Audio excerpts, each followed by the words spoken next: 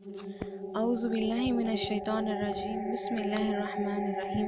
ان الحمد للہ ونحمده ونستعینه ونستغفره ونعوذ باللہ من شرور انفسنا ومن سیئات اعمالنا من يهدي الله فلا مضل له ومن يضلل فلا هادي له اشهد ان لا اله الا الله وحده لا شريك له واشهد ان محمدا عبده ورسوله وبعد فان خير الحديث كتاب الله وخير الهدي هدي محمد صلى الله عليه وسلم وشر الامور محدثاتها وكل محدثة بدعة وكل بدعة ضلالة وكل ضلالة في النار وقال عز وجل بالقرآن المجيد أعوذ بالله من الشيطان الرجيم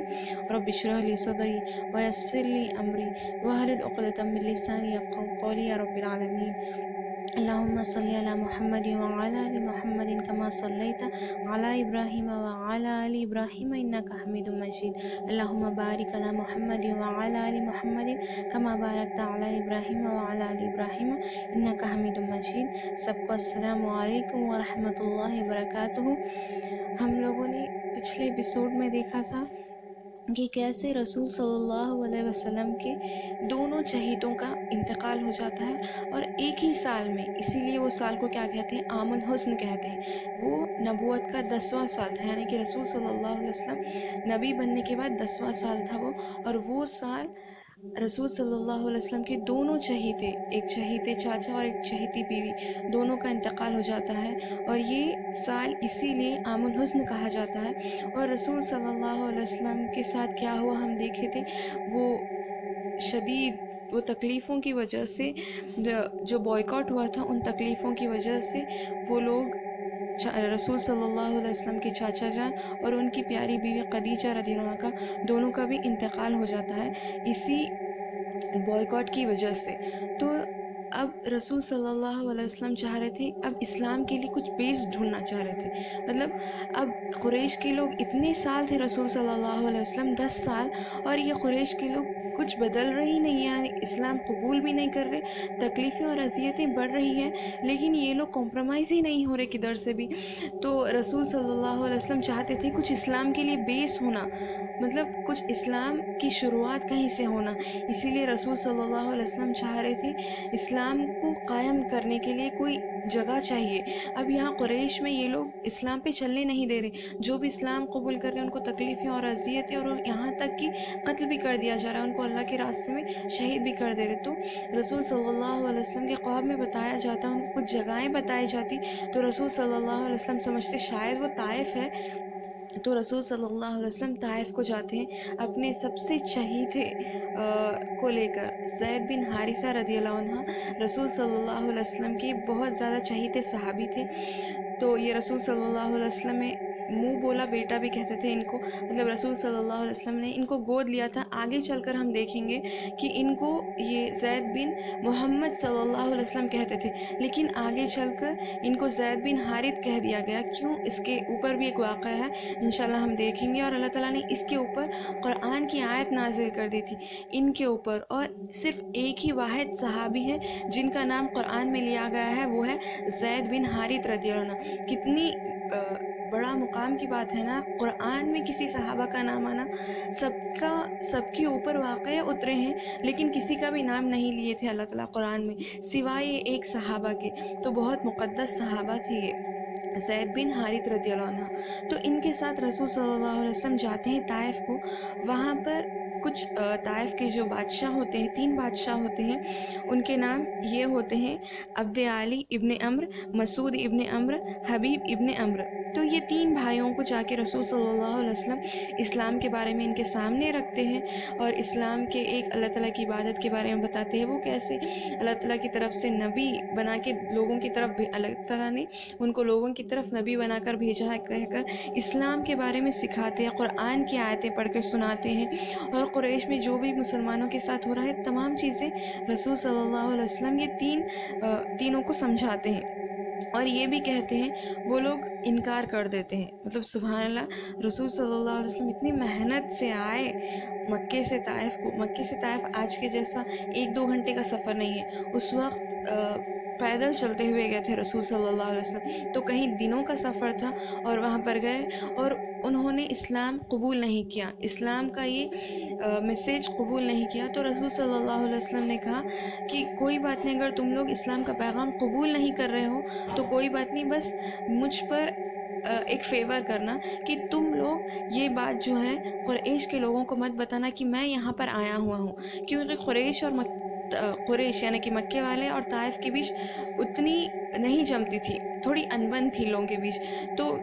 رسول صلی اللہ علیہ وسلم اور بھی باتوں کو الجھانا نہیں چاہتے تھے اور بھی مشکلات پیدا نہیں کرنا چاہتے تھے. اسی وجہ سے رسول صلی اللہ علیہ وسلم نے انکار کیا تھا، منع کیا تھا کہ تم لوگ یہ مت کہنا کہ میں یہاں پر آیا ہوا ہوں کہہ کر مت کہنا. یہ بات ان بادشاہوں کو بتاتے ہیں. تو وہ بادشاہ کیا کرتے ہیں، پہلے تو اسلام کو جھٹلا دیا، مطلب اسلام کو قبول نہیں کیا، کفر کیا انہوں نے، رسول صلی اللہ علیہ وسلم کو نہیں مانا. اور دوسرا وہ پیغام پہنچا دیتے ہیں قریش کے لوگوں کو، دیکھو تمہارا شخص ہمارے پاس یہاں پر آ کر وہ اس طرح ہم سے پناہ لینا چاہتا ہے کہہ کر وہ لوگ اسلام کے یہ جو بھی کرتے ہیں رسول صلی اللہ علیہ وسلم دعوت اسلام کی، یہاں پر یہ پوری بات قریش کے لوگوں کو پہنچا دیتے ہیں طائف والے. تو جب رسول صلی اللہ علیہ وسلم کو جھٹلاتے ہی نہیں ہیں بلکہ وہ لوگ حکم دیتے ہیں طائف والوں کو، طائف کے اپنے لوگوں کو، تم لوگ یہ شخص رسول صلی اللہ علیہ وسلم کو مارو کہہ کر، اور وہ لوگ پتھر ہی لے کے مارتے ہیں. سبحان اللہ، یہاں پر اللہ تعالیٰ کے مقدس رسول ہے اور ان کو پتھر ہی لے کر مارا جا رہا ہے. اور وہ لوگ مارتے ہیں، اتنا مارتے ہیں کہ زید بن حارث رضی اللہ عنہ کہتے ہیں کہ رسول صلی اللہ علیہ وسلم اتنے خون میں لت پت ہو گئے تھے کہ ان کے چپل ان کے پاؤں کی ایڑی کو چپک گئے تھے خون کی وجہ سے. سبحان اللہ، مطلب اتنی تکلیفیں اٹھائے رسول صلی اللہ علیہ وسلم اسلام کے پیغام کو ہم تک پہنچانے کے لیے. اس کے بعد یہ ہوتا ہے کہ رسول صلی اللہ علیہ وسلم طائف سے نکل جاتے ہیں اور وادی نقلہ میں پہنچتے اور وہاں پہ ایک جھاڑ کے پاس آرام کرتے ہیں.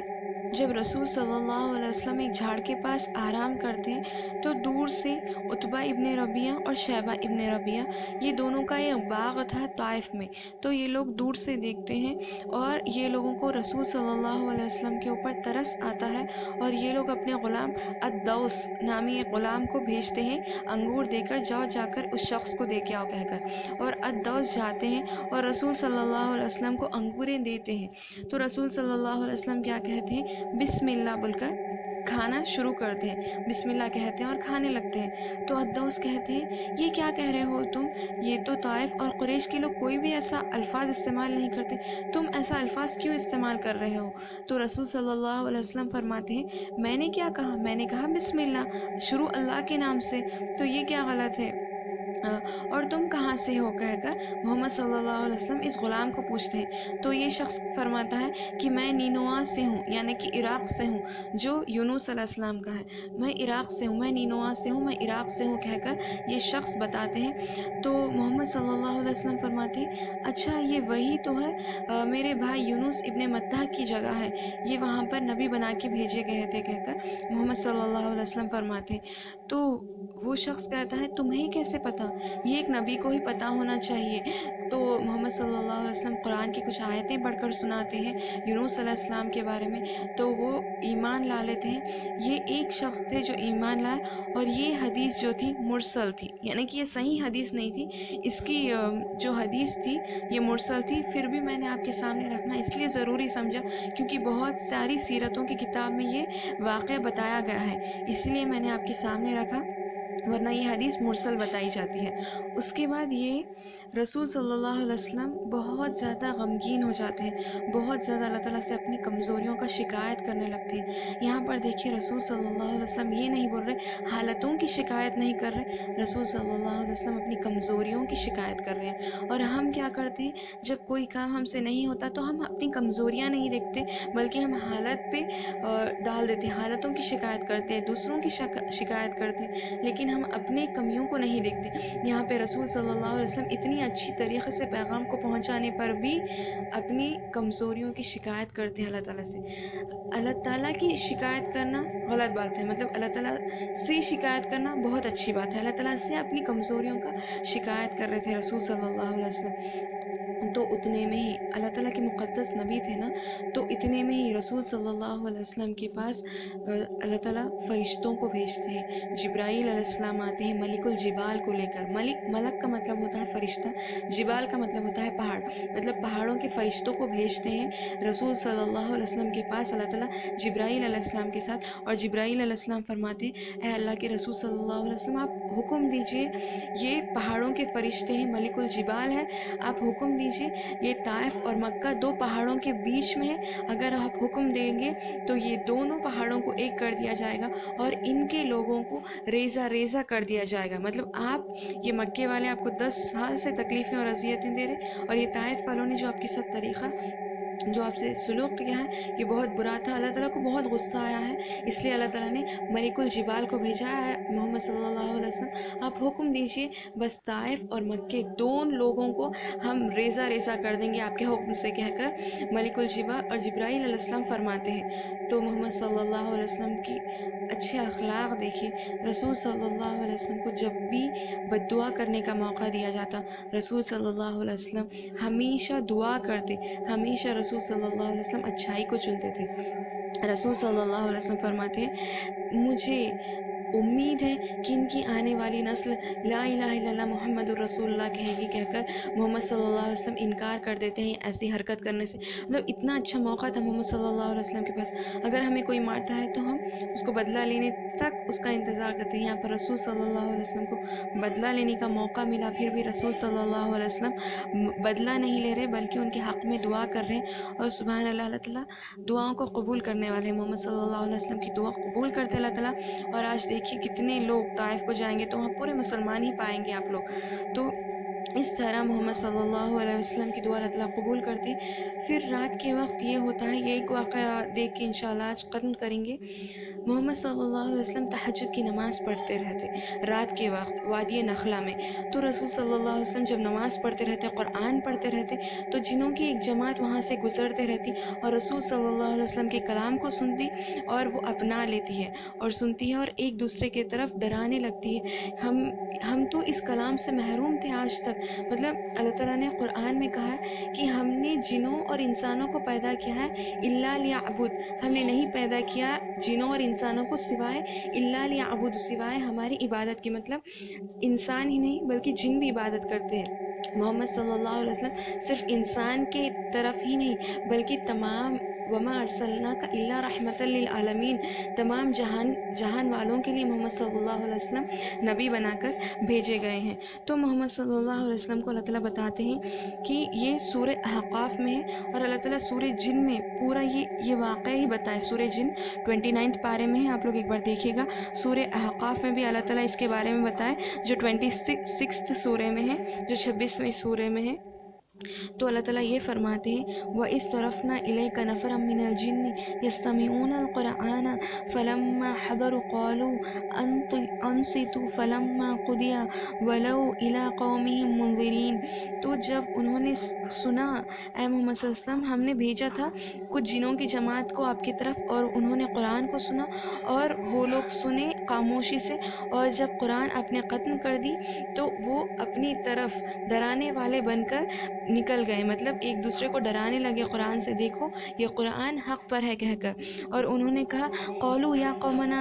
اور انہوں نے کہا اپنے قوم سے انا سمعنا، بے شک ہم نے سنا ہے کتابا انزل من بعد موسیٰ، ایک کتاب جو نازل کی گئی ہے موسیٰ کی بعد، مصدقا لما بین